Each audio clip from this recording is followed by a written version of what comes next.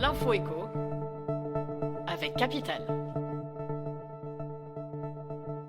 On commence avec la polémique du jour, créée par une proposition de loi du groupe Renaissance visant à protéger les logements contre leur occupation illicite. Ce texte, dont l'examen en commission débute à l'Assemblée le mercredi 16 novembre, prévoit de changer les règles relatives au traitement des impayés de loyer et aux expulsions locatives.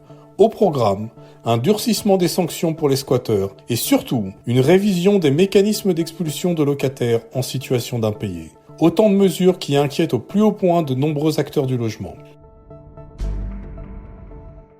On enchaîne avec une info pratique qui concerne les utilisateurs de Vinted. Ces derniers sont régulièrement les proies de tentatives d'escroquerie sur la plateforme d'échange de vêtements et d'accessoires d'occasion. Vente de contrefaçon, faux profils, colis qui n'arrivent jamais, les arnaques sont légion. Quelques réflexes de bon sens peuvent toutefois vous en protéger, comme ne pas vous laisser berner par un prix trop bas ou vérifier le profil du vendeur ainsi que son évaluation. Et si vous vendez sur la plateforme, attention, les acheteurs peuvent aussi chercher à vous avoir. Nos conseils pour ne pas tomber dans le panneau.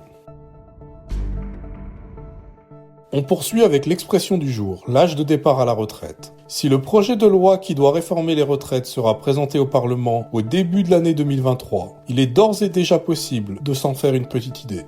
Lors de l'examen du budget de la Sécu, samedi 12 novembre, les sénateurs ont adopté un amendement relevant l'âge de départ à la retraite ainsi que la durée de cotisation pour obtenir le taux plein. Des mesures qui présentent des ressemblances troublantes avec les pistes déjà évoquées par Emmanuel Macron sur la future réforme des retraites. Une question enfin, qui s'adresse aux fumeurs. Doivent-ils opter pour la cigarette électronique ? En plein mois sans tabac, l'idée de passer à la cigarette électronique vous a peut-être déjà effleuré l'esprit. Pourtant, cette solution de sevrage n'est pas toujours recommandée par les autorités sanitaires, et ce, au nom du principe de précaution. Un avis loin d'être partagé par une partie des professionnels de la tabacologie, qui considèrent ce produit comme une alternative bien moins nocive pour les fumeurs. Comme vous pourrez le lire sur notre site, le débat est encore loin d'être tranché. C'était l'info écho avec Capital.